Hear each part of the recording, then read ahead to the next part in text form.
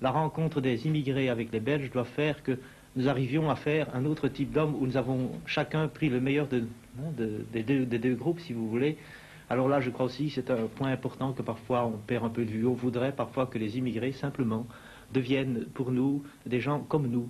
Et nous n'acceptons peut-être pas assez tout ce qu'il y a de richesse dans leur culture, dans leurs possibilités. Ah, ça c'est bien parlé. Je crois que c'est un point important. Ça c'est bien parlé. Et beaucoup ignorent ce problème, justement. Et c'est justement la raison pour laquelle je me suis acharné, hein, quand vous présentez, comment dirais-je, pour entrer dans une maison de jeunes, vu que j'étais scout aussi en Algérie, et qu'on vous refuse parce que vous n'êtes pas de même confession, ou parce que vous êtes... Enfin, parce que nous sommes nord-africains. Nous sommes la bête noire, qu'on le veuille ou pas. Peut-être dans les grandes villes, oui, mais pas ici. Il n'y a aucune différence? Aucune différence. Au contraire, on aurait plus confiance à...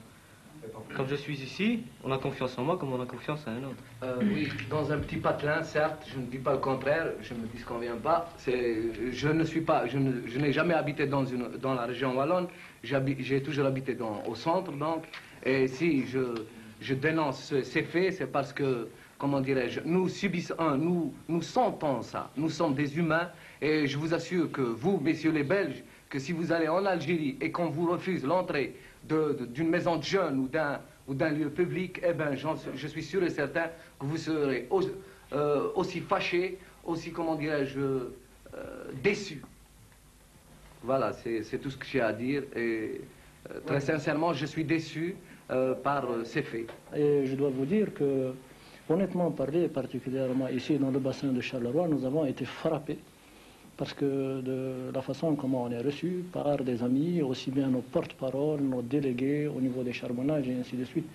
Je souhaiterais, pour la compréhension de tous les peuples, de mon côté, je souhaiterais que ces choses, c'est-à-dire cet état d'esprit qui règne ici dans cette contrée de la Wallonie, puisse s'étendre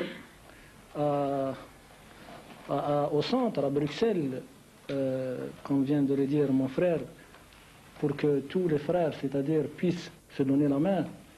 Et je crois que si nous sommes ici, si les Algériens sont ici, il va de soi que c'est pour gagner leur vie, et il va de soi également, c'est parce qu'ils ont besoin d'un peu d'argent pour envoyer et faire vivre leurs enfants et leurs parents rester là-bas en Algérie. Ces amis belges, je voudrais qu'ils nous comprennent. Je crois qu'il faut qu'on travaille sur le problème, je dirais, collectif, et que peut-être nous, Belges, avec les immigrés, là, on peut faire énormément. Je pense par exemple à cette proposition de loi de M. Glynn contre la xénophobie. Il est certain qu'on a déjà essayé, depuis Liège jusque Tournai, à faire envoyer des pétitions pour que M. Glynn puisse finalement faire passer son projet de loi. Ce projet de loi prévoit quoi? Eh bien, finalement, une répression contre tout acte de xénophobie, entre autres, par exemple, ce fait que certaines personnes affichent maison à louer, mais étrangers s'abstenir. Oui. Hein, vous voyez, autre chose aussi, on parlait tout à l'heure, je crois, de certaines manifestations au niveau de l'administration, de l'accueil que l'administration a plutôt froidement vis-à-vis des immigrés. C'est aussi un élément important. Et je crois que cette loi serait quand même éducative de la mentalité belge vis-à-vis de l'accueil aux étrangers. Et dans ce sens, elle me paraît positive. Et il faudrait qu'elle puisse passer. Est-ce que vous espérez un jour retourner en Algérie ou vous installer là-bas? J'espère bien, peut-être bien. Personnellement, je crois bien, parce que si un jour vraiment j'aurais vraiment une situation stable ou dans n'importe quel coin en Algérie, n'importe quel coin, je pourrais dire même dans le sud, où j'aurais vraiment un travail stable, un bel logement, enfin que la façon que j'aime, moi j'aime vivre, je crois qu'il n'y a pas de raison que je ne retournerai pas. Enfin, à ce moment-là, vous préférez retourner? Je crois bien, oui, oui. Personnellement, enfin, c'est le devoir. C'est ça. C'est par devoir ou par goût? Je crois que malgré tout, c'est la nostalgie, il n'y a rien à faire à ça. Enfin. Il est obligé pour retourner en Algérie. Point de vue des enfants, ce fait l'année passée, je me suis retourné avec mes enfants en Algérie. Alors, mes parents, ils sont musulmans, alors ils leur posent des questions.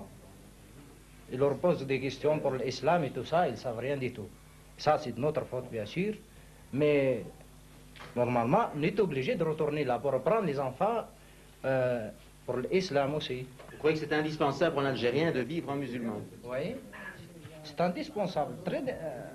En plus, ils sont devoirs, il n'y a pas d'avance. Est-ce que les enfants qui sont nés en Belgique et qui qui ont tous leurs camarades en Belgique, qui ont subi quand même l'influence de l'enseignement belge, de l'enseignement en langue française, est-ce qu'eux désireront retourner en Algérie? Parce que nous avons vu le problème avec certains Italiens. Des Italiens sont venus en Belgique avec l'intention de retourner en Italie.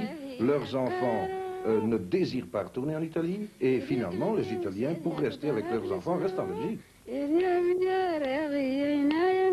Voilà, donc je me trouve avec Nouria Wali, qui est sociologue et entre autres coordinatrice du groupe d'études et de recherche genre et migration à l'Institut de sociologie